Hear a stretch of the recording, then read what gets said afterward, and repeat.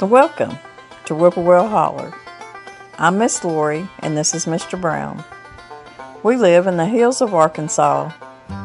We love the Lord. Keepers of the old way, but accept some of the new. We love to cook and we love to eat. We love to garden. It's in our blood. It's how we stay sustainable and fill our pantry.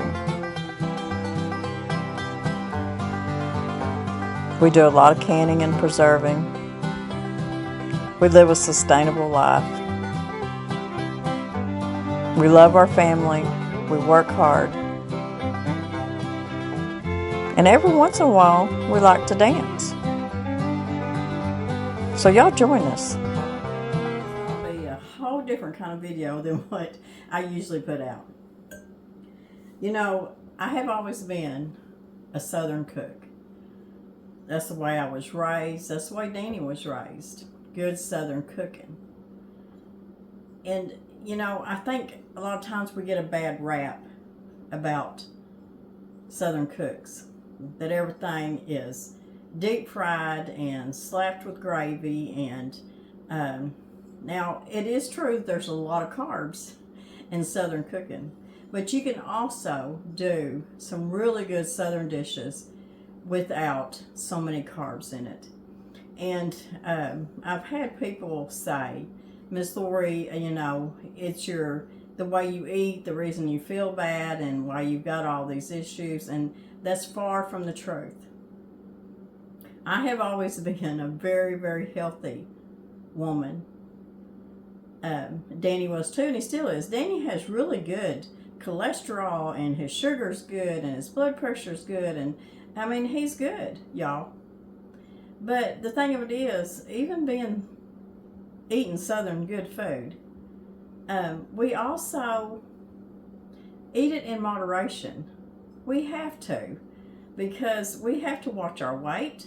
We have to watch, you know, our sugar intake, and the list goes on and on. So all of that is done in moderation. Now, a lot of us absorb things differently in our bodies. When my body started breaking down is when my thyroid, which was overactive because I was working 24/7 every day doing everything, and I was just always on the go, doing. Well, and plus I was going through menopause at the same time. So my thyroid just died. And they ended up taking the whole thing out.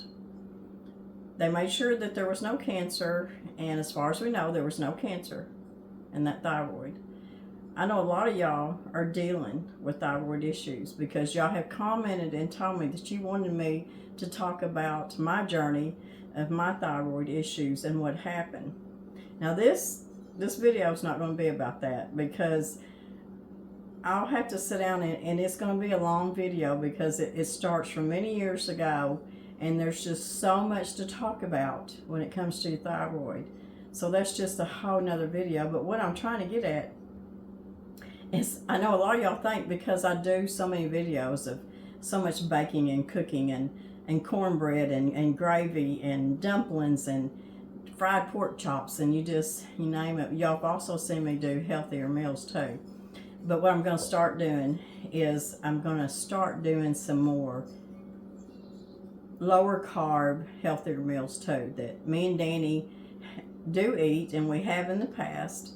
And so I want to share those with you, because when we eat our higher carb meals, we do it in moderation. We don't eat like this every morning and every day, and we don't eat pies and, you know, 2 or 3 pies a week and a cake, and y'all see me do all that baking, and most of that we'll eat a piece, of course, and try it.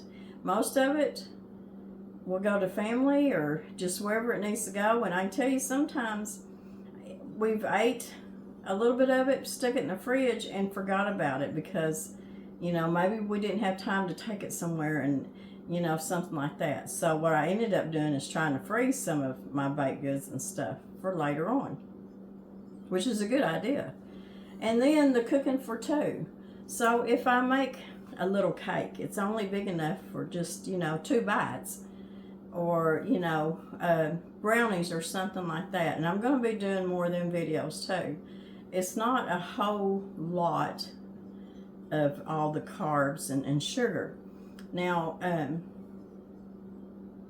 I'm a snacker, and Danny he'll tell you, I don't sit down and eat a huge breakfast. I eat enough to get me full, and then I go on. Like this morning, I had a half a bowl of oatmeal, and of course I drank my water with it. And I do drink milk. That's one thing that I will do, is drink my whole organic milk. I will always do that. I don't drink, a big old glass of it. I drink about 4 ounces in the morning, and I will always do that. And Danny, he usually has a couple eggs, not every morning, and he'll eat a couple pieces of bacon or 1 piece of sausage or something like that. If we have biscuits, I can make biscuits for 2. I eat 1 biscuit, and he'll eat maybe 2 biscuits with this gravy on it.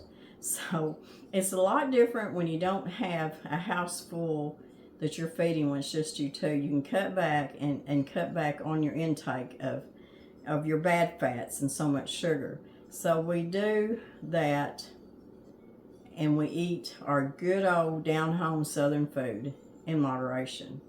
And usually in the wintertime, it's a little bit harder because you're stuck inside. But like right now, spring's coming on and summertime, so it's easier for us to really cut back.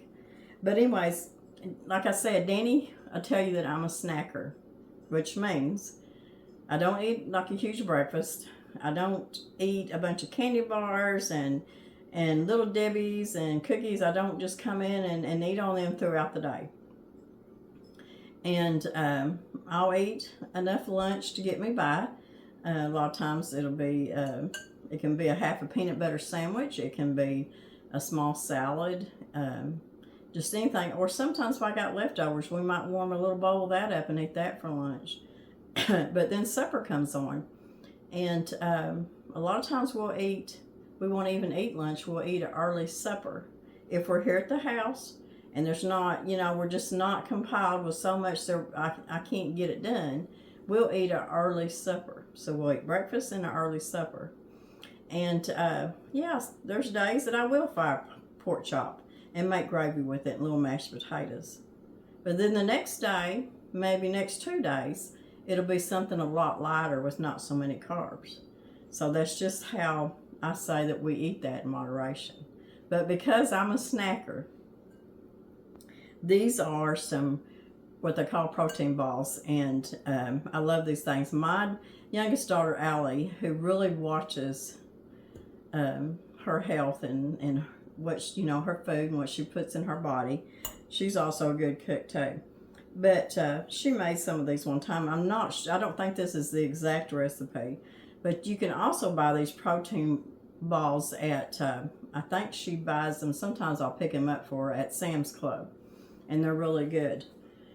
But this is just like a little snack. It's got a little protein in it, and as seniors, people 50 and up, we need more protein intake than what we did when we was younger. So any little bit that you can do throughout the day will help. This is a protein ball that's like just a little snack that will keep you from coming in and picking up that cookie and eating that cookie, excuse me, or that Little Debbie, or that little slice of pie, which we know is so good. But this just kind of keeps you from doing that, and it'll help you with your protein intake and to help you from eating so much sugar and carbs during the day. I'm going to have to get me a drink. So this is my go-to.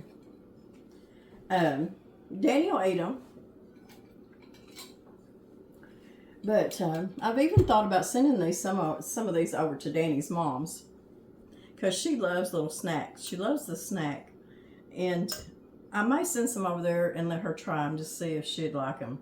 There's no baking, no cooking in this. It's all raw, and it's got your oats in it and stuff.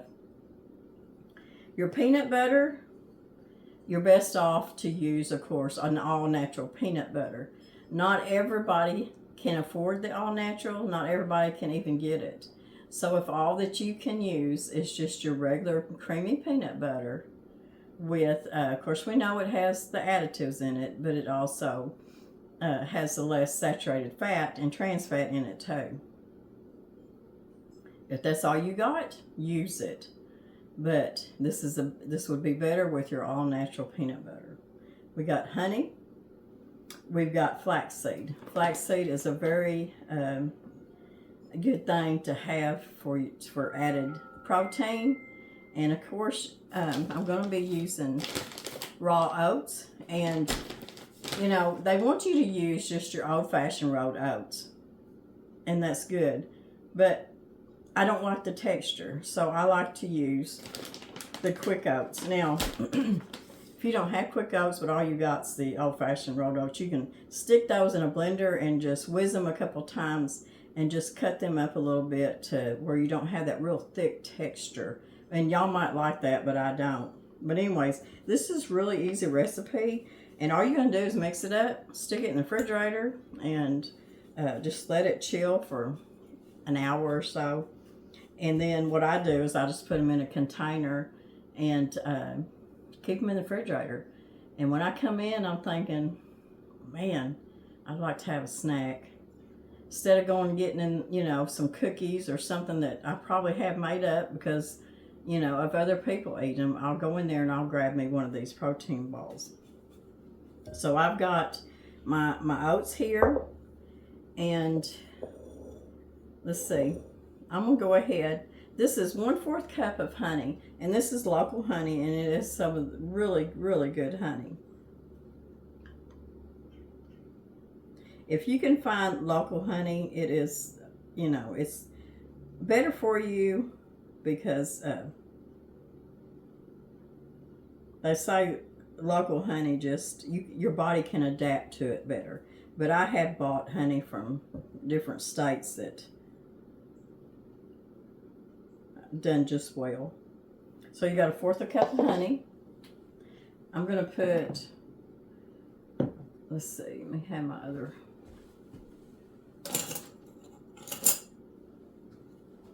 teaspoon. So you want some vanilla. I'm going to put about, I think this is, you're supposed to put a 1/2 teaspoon. That's what I've got right, yeah, 1/2 teaspoon of vanilla. Now you can put more if you want to, if you like a lot of vanilla.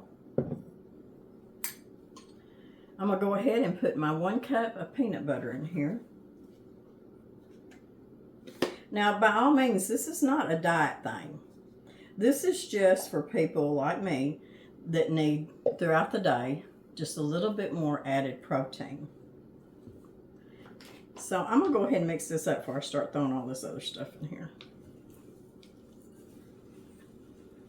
So if you can't eat honey or you don't like honey, you can use a good maple syrup.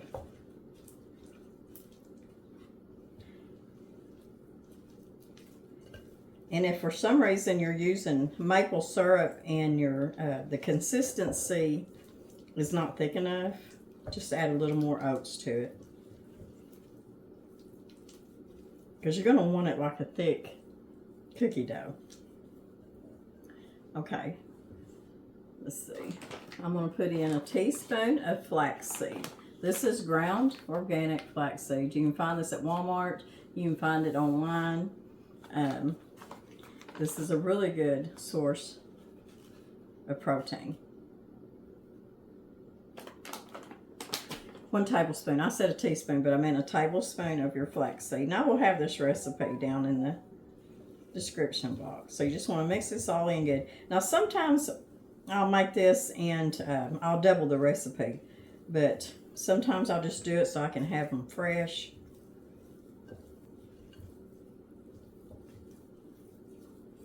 Just mix them flax seeds in really good. And you can do this with your stand mixer if you want to. But it's very important to get them flax seeds. They're so little, to get them mixed up good. I tell you, this week has been so so busy. I have not hardly even been home. And I did have a doctor's visit Monday. It was a checkup. And then every day since then has been something. So I've not been able to come in here and do, you know, a big video of a big cooking day or anything, which I really miss. But okay, now we're going to do, that's the wrong one. Let's see, how much cinnamon? Just 1/4 of a teaspoon of cinnamon. Cinnamon is very good for you, y'all. And if you want to put a little bit more in there, I'm thinking about putting half. That's what I usually do. 1/2 teaspoon of cinnamon. Then I've got 1/2 cup of unsweetened coconut flakes, and then I'm using the mini chocolate chips. Now you can get the milk chocolate, you can get the semi-sweet or the dark chocolate. I like the dark chocolate to use them in these, and these are mini chips. They're the real tiny ones. You can buy these at Walmart, you can buy these at most grocery stores, or you can buy them online. So that's 1/4 cup. Now, we're going to start mixing this up. And like I said, it's going to be thick. And you want it thick like this because you're going to roll them into balls.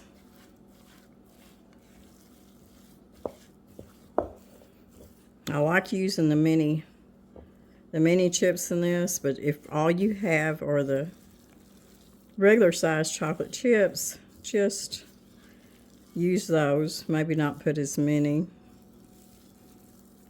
or put as many as you want. But you can see how thick this is. Now, these do not have to be cooked. These do not have to be baked. You're going to eat them just like this. So this is just another of your healthier snacks that even our young people need, but as us seniors and older people, this is things we need to think about. Now you can also add, let's see what I do with them. I had some pumpkin seeds. Okay, I've got some roasted and salted pumpkin seed kernels, pepitas. I'm just going to put a small handful in it like that.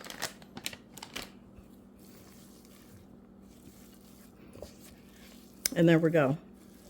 So I'm going to get this stirred up really good. And then we'll start making our balls. And I'll put them on just some kind of a sheet pan or something. Then I'll stick them in the refrigerator for about an hour. And like I said, you just keep them in the refrigerator and eat them as you want them. You can also add a little bit of some good cocoa powder in here if you want a little bit of a chocolate taste beside your chocolate chips.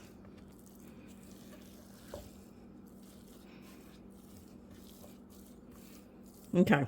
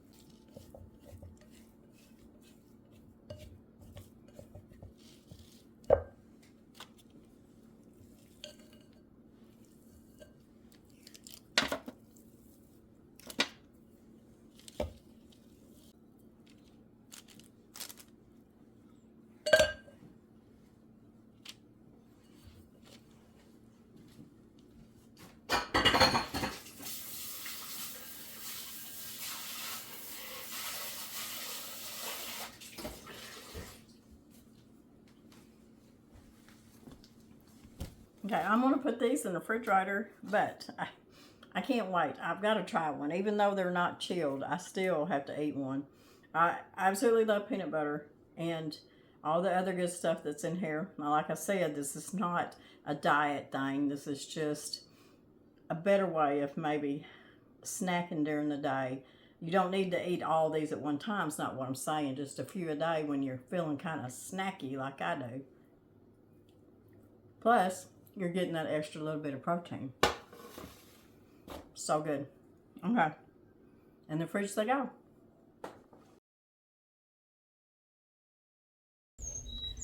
Now I'm wanting to start my sweet potato slips, and I usually try to have them started about the 1st of March.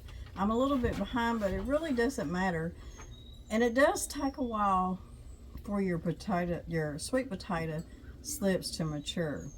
But you know, we've got here in Arkansas, we've got a long growing season, so by the time that these make their slips and then I root them and then put them in the ground, I mean, by fall I'll have plenty of sweet potatoes. Now, y'all have seen me in the past when I start my sweet potato slips, and I'll put my gardening playlist down below in my information, that all my life I've always started them in just a mason jar, stick it down about halfway where half of it's in water, and what I'd have to do is stick toothpicks around the side to keep it from falling in that mason jar. But anyways, I always had good luck doing that. I always got plenty of sweet potatoes. You just have to watch it every once in a while, because your water will start to, you know, go down, so you'll have to add more water to it. I've been watching people over the years do it differently, and I thought, you know, and I may go ahead and I may take this one and go ahead and put it in a mason jar, just because that's what I've always done, when all you have to do is just rely on your water and your sweet potato to make you plenty of slips. Now, how many sweet potatoes that you want to grow this year, it all depends on you and how many sweet potatoes you're going to make slips out of. I have seen people take one sweet potato and make, I don't know, a lot of pounds of sweet potatoes. So you can take one of these, and like for me and Danny, that's all we would need, would be the slips off this one sweet potato to make me and him plenty of sweet potatoes, because we don't eat them as much as a lot of people do. I make sweet potato pie, and then every once in a while I'll cut one up and roast it with other vegetables, or sometimes Mr. Brown just likes it baked with a little bit of brown sugar and butter on it. But we don't eat them like we do regular potatoes. But anyways, so this way, besides just putting it in a jar with water in it, and I'll do that in just a minute, I'm going to show you another way, and y'all may have already seen this. You can use any kind of container. Some of them are using the see-through containers that you get like at Walmart or at the dollar store, or something that you use for, it's just a utility, you know, see-through container. This one does have a hole in it already because it is old, and you can do this in your house if you've got a sunroom or a place that you can put this that gets, you know, some sun.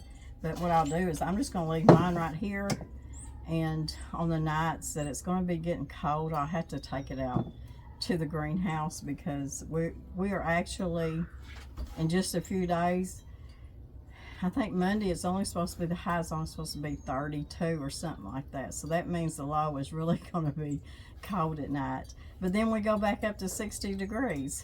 I'm telling you, it's a roller coaster ride. But I want to go ahead and get my slips started. So what I'm going to do, and you don't have to have a very deep container to do this, because all you want to do is grow your slips, and they're going to grow up this way. And they make really pretty vines. And this is just some regular potting mix.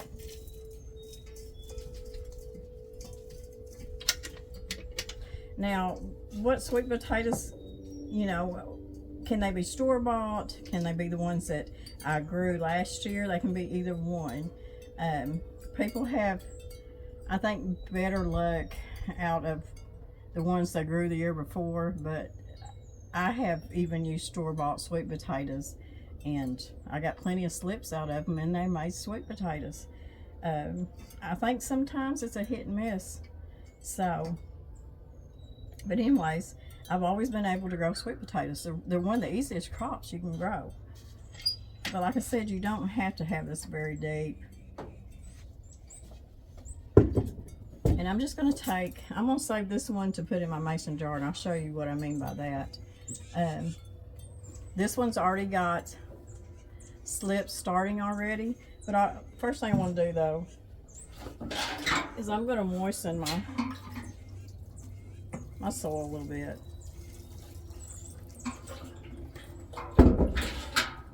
And I'm just going to take my sweet potato and just put it like halfway. Now some people want to cover it up completely, but either way is going to work. In fact, I'm going to turn it over, put it down this way, so that sweet potato is just kind of halfway sticking up for right now. I'm going to do this one that way too.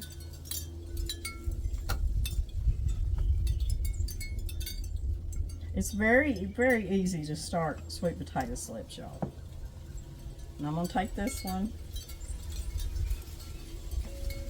And some people will do the see-through containers and do this and then put the lid on top and make like a little greenhouse. And that works good too.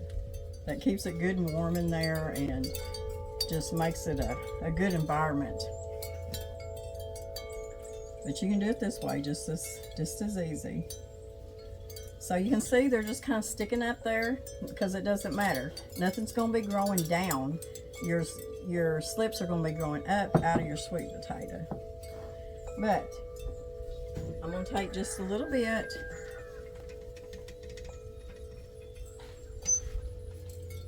and just lightly cover them up.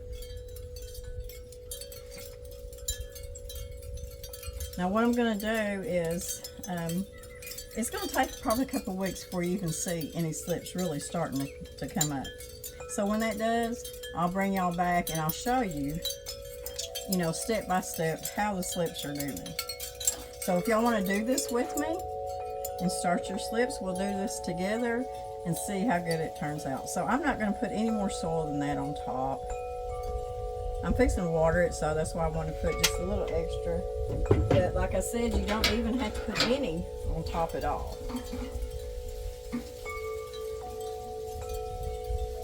So I'm going to keep it here as long as the weather's not too cold. Like I said, I'm going to take it out to the greenhouse. That way when I walk by here every day, I know that I need to probably water this. You want to keep them damp. Don't let them dry completely out. You don't want to keep them just soaked in water. So what I'm saying is, maybe water them every other day unless you're in a really, really dry, hot atmosphere. But you don't want to keep them just soaked in water, but you want to keep them damp. And then once they start shooting up them slips, then you can cut back probably every 3 days or so. Just depends on your weather. And by the time your slips get so tall, and like I said, I'll come back and we'll go do this together and I'll show you step by step. Then you will take the slips off the sweet potato and you'll put them in some water and you'll root them. And I see my camera going back and forth, the winds are blowing. But anyways, it's about that simple. So what I'm going to do, I'm going to go get my jar and I'll show you how I do them in a jar too. Okay, this is how I start them in just a mason jar.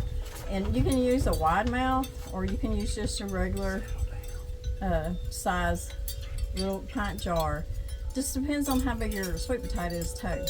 Now, if all you got's a wide mouth and your sweet potato wants to fall down in your jar, just put a few toothpicks on the side right here and that'll hold it up out of the water. But you can see that there's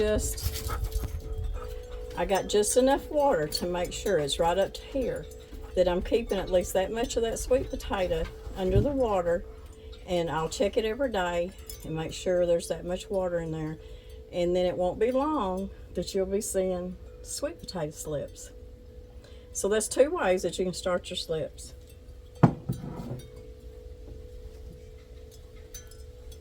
So we'll see which one does first and who does better.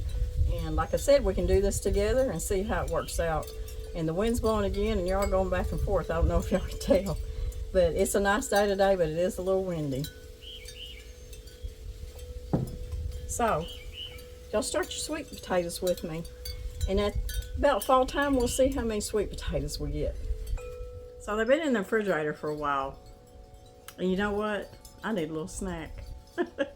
So, whether if you make these for the kiddos, or, you know, for whoever, or for us seniors over 50, that just don't need to be running there and getting a really sugary, carby snack. This has got some protein in it. 1 or 2 a day is not going to hurt you at all, but it's going to help you get a little bit more protein into your daily diet. And like I said, this is not a diet protein ball. This is just something to help you throughout the day when you're a snacky person like Miss Lori is. And Mr. Brown will tell you, I just love to, I don't sit down and just pig out on nothing. I snack. I just take a little bite here, then I'll leave, and I'll come back, take a little bite there. But, so these are a really good alternative to some of the other things that aren't so good for you during the day. Really good. I can taste that honey, and I can taste that cinnamon. You can double and triple this. You can even freeze these, y'all. So y'all need to try it. So I hope y'all enjoyed this recipe. It's something a little bit different, and you may be seeing more of these kind of recipes from Miss Lori and Mr. Brown throughout the days. I gotta tell you a funny story. Like I said, I've been busy all week. In my area here in Arkansas, and I know a lot of y'all know what I'm talking about, we have ticks, and they're really bad in the summertime.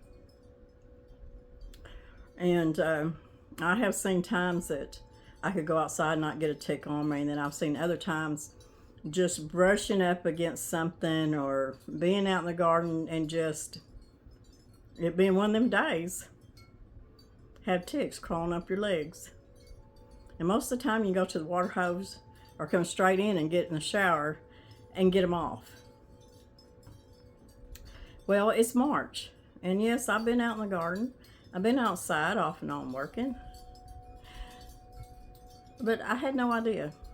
Anyways, I ended up with a big old tick stuck on my belly, and it got a little bit infected. But anyways, we couldn't get the head out, so I ended up at the doctor's, and she got the head out, and she put some really good ointment that she gave me. Now, the thing of it was that at this point right now, I'm not sick or nothing, and it is red, but it's not got all the little lines like it's an infection that's really getting out there. So that's something you have to watch for if you ever get bit by a tick. I don't know how long this tick had been on my belly, but this is the thing I have at this point in my life. I have several moles on my body, and I'm fixing to get some of them taken off. But I guess it just wasn't itching, it wasn't hurting until it started. And then we figured out it was a tick, and it was buried up plumb under my skin. And like I said, it got infected, but I'm okay. She took care of it. We're going to make sure that I don't, you know, if I end up running a fever or any kind of sickness, you know, they've already got it documented that I got, you know, bit by a tick earlier. So anyways, I'm okay. I got the tick, the head of that tick out. And that's just stuff. I don't know where y'all live, if y'all have ticks, but be careful, especially with your little ones. Always look them over and make sure that there's no ticks stuck on them, because you could end up with Lyme disease or tick fever. And my youngest daughter, in her young days, she was in, I think she was a junior in high school, and she got rabbit fever. But you have to understand, we lived on a farm, and she loved her animals. Didn't matter what it was. And she used to raise meat rabbits. We had a neighbor that would come and pretty much buy every one of them for her. And she would also find baby kittens out at the barn that we didn't know about. And she'd go sit, and she'd just play with them little kittens forever. But like I said, she did have rabbits, and she got scratched, and probably didn't tell me about it, and by the time we got her to the doctor, her lymph nodes were swelled up, and she was a sick girl now. We could not figure out what was going on with her until she finally admitted that she'd been scratched by one of her rabbits, because she knew that Mama was probably going to get rid of them rabbits. And she probably didn't want to tell me, but she was really sick. She was losing weight, and she sure didn't need to lose weight. So that's just stuff we have to watch for. And, you know, living out on a homestead, on a farm, and my goodness, we had every animal you could think of on the farm. When the kids were growing up, we had it all. And of course now we scaled down, and we don't have very much because we don't want to take care of it anymore like we used to, because, you know, we're in our retirement plan right now, and want to do some traveling and stuff, even though it has slowed down a little bit. And that's, you know, Danny has obligations right now, and that's obligations that we'll take care of right now. But anyways, one of these days we may fence off the place, and I told Danny I wanted to get him maybe probably a couple horses again, not for him to ride, there's no way, but maybe adopt some older horses, because he loves just to go out and pet them and smell them and, you know, feed them, and I do too. Probably won't get no cows or nothing like that. Just depends on what happens in a couple of years. I might even get a milk goat or two, who knows. But there won't be no going back to all them animals like we used to have. But it was a joy, and I had my 4 children to help take care of all that, because their daddy worked off most of the time, and it was me and the kids that took care of that farm and all the animals. And then, you know, Dad would come home for a couple of days, and he'd do what he could, but then it was usually left up to us to take care of it all. But anyways, my kids are better for having that kind of life. They're very responsible, hardworking kids. Well, they're not kids anymore, they're adults, but they're still my kids. Very kind, very just good all around adults. So growing up like that, it just made them, they had a full life. We didn't have a lot of money, but we had a lot of land, animals, the creek. We lived way, way back, what you'd say way back in the boonies. You didn't see hardly anybody or hear anything except nature. So they had a good childhood. And, you know, I wish every child could have that too. But anyways, I hope y'all enjoyed this. I'm going to go in there and cook some supper, and I thought I'd just bring you along because we're going to have a very, very easy supper tonight. It's getting kind of late. I don't need a heavy supper tonight, so I'm just going to make a taco salad, and we're going to sit down and eat. And then after that, Miss Lori's got to get busy signing and sending more cookbooks off.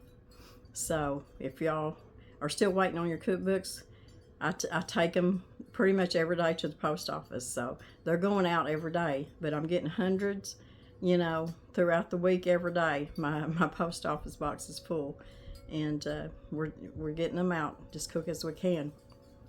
And I want to put a shout out to somebody because I need her to contact me, and I hope she eventually watches this. Susan Olson. I've got your cookbooks, but I don't have your address, so I need you to email me. So to go down to my information box, my email will be there, and email me your address. We had some issues in there, and I need your address. Like I said, I got your cookbooks ready. They're in the envelope. They're ready to go. I just need your address. So Susan Olson, if you're listening, please send me or email me. And we're getting them out quickly as I can. So let's go cook some supper. Brown up some ground beef. Okay, I'm going to cut up just a little bit of onion. You put as much onion as you want in there. I've got a yellow bell pepper that I've cut up just a handful, but in salads, and that's what we're having tonight is taco salad, I like for that bell pepper to be fresh and crunchy in my salad. Usually I'll cook my bell pepper with my meat, but this time I'm not going to cook it. Like I said, I just like it, that freshness of that bell pepper.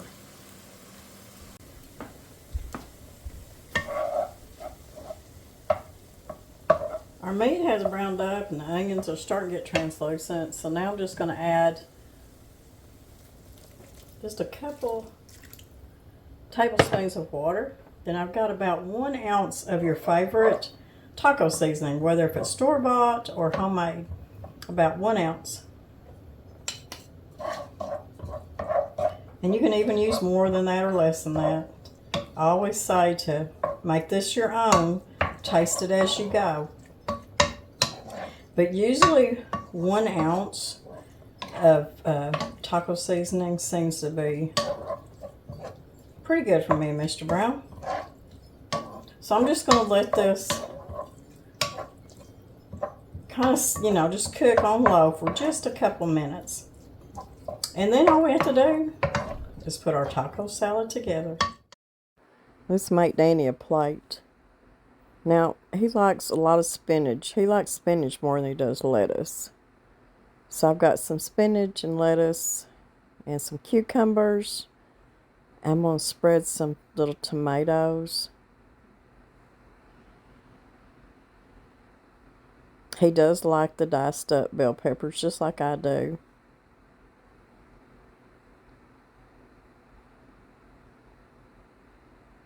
Makes such a pretty salad. So many colors.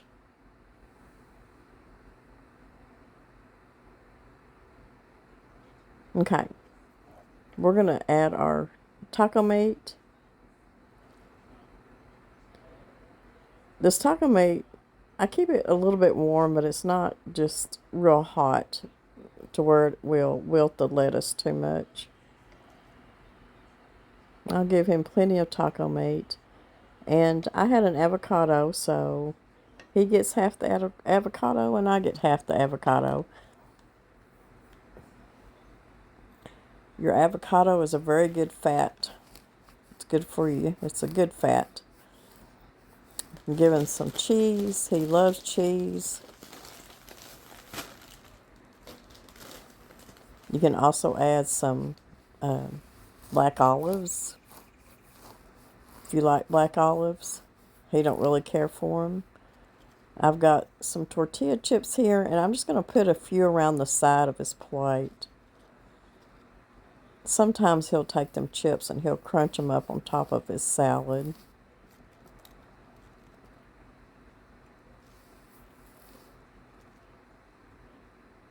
Looking good. Okay. He may want some taco sauce. This is some good stuff.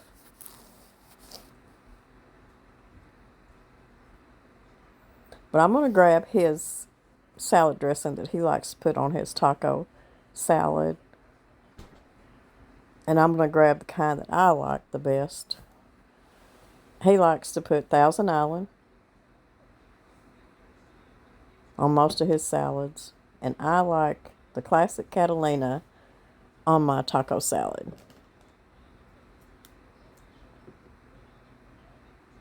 So there's his taco salad. I'll call him to come eat. I know he's getting hungry. He's watching a ball game right now. But I'm sure he's ready to eat.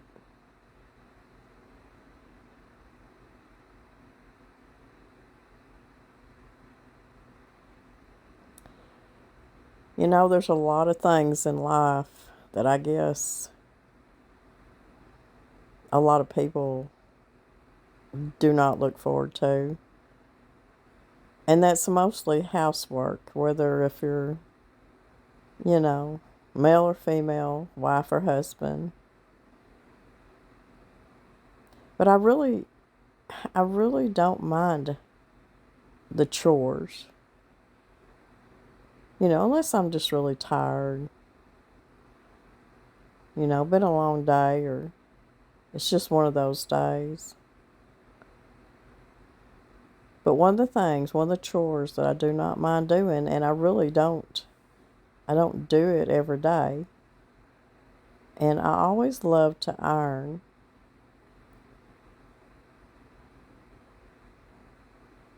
I don't iron everything, that's for sure. There are certain things that I iron and hang up.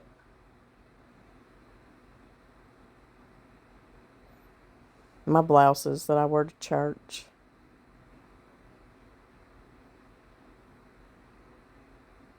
I don't like for them to be too wrinkled.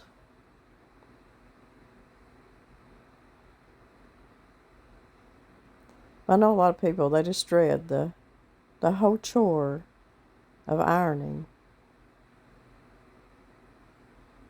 And I really don't. I really enjoy it.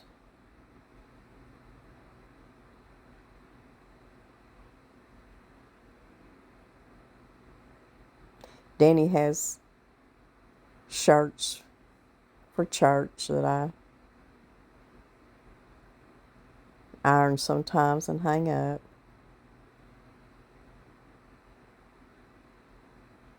And like I said, I don't do it every day, but it is a chore that I don't mind doing. And I kind of find it kind of therapeutic, relaxing.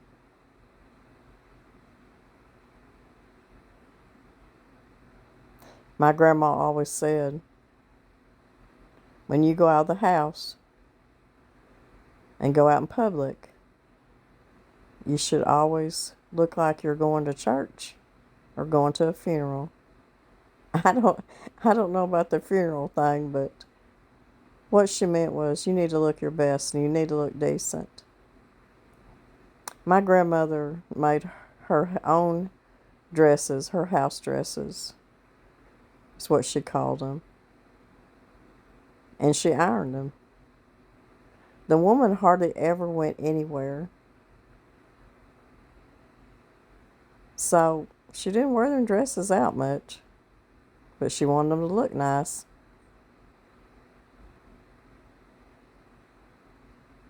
And I like for my blouses and my dress pants to be ironed. So it's just one of them chores that I don't mind doing. I'd rather iron than fold and put up the clothes. That's something that I really don't like doing. I don't mind doing laundry at all. But there are certain chores at the house that I do really enjoy, and this is one of them.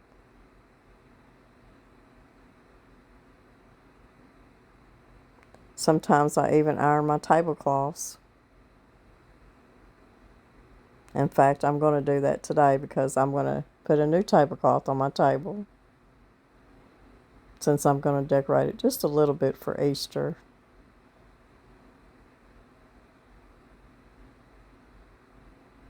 What is y'all's favorite chore around the house? Do y'all have one? Do y'all like to iron?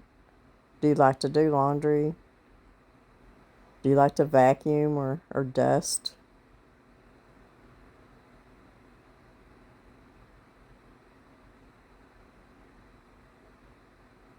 I know I've talked to a lot of people, especially older ladies, that said they always enjoyed ironing their clothes. And some women back in the day even ironed their linens, the sheets that they put on their beds. Can you imagine?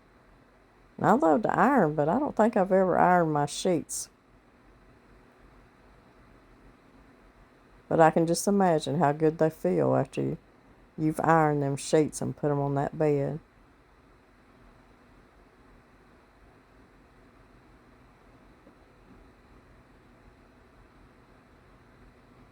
I think sometimes when you just totally dread the whole act of chores, and I don't even know if I like that word.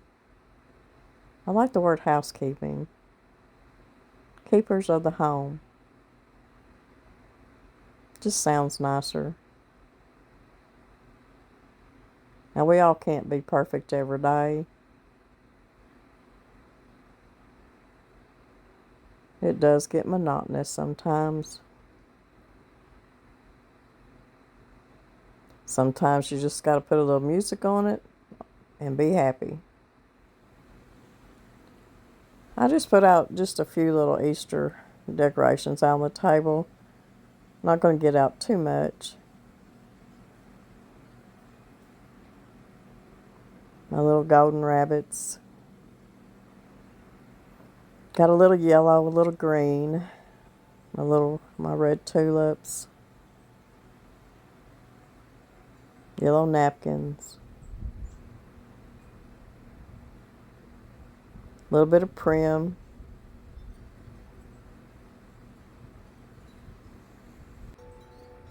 and of course our little bunny that I've had for years. I love to decorate this mantle. It always turns out so pretty.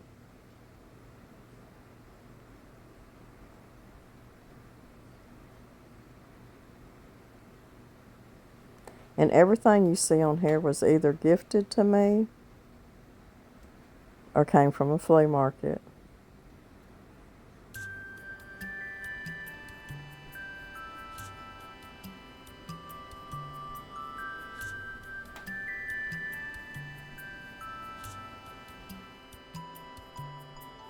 So I just want y'all to know how much that y'all are loved.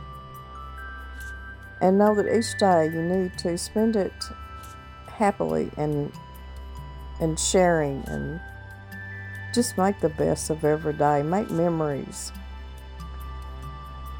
Every day is not going to be a bowl of cherries. But there are plenty of moments to cherish. So this video was brought to you by Volume 1 and Volume 2 cookbooks. My Blessed Table is $20, which includes shipping. And my Just That Easy cookbook is $28, which includes shipping. Lori Brown, P.O. Box 1183, Imboden, Arkansas 72434. Thank you for your support. God bless everybody. We'll see y'all in a few days.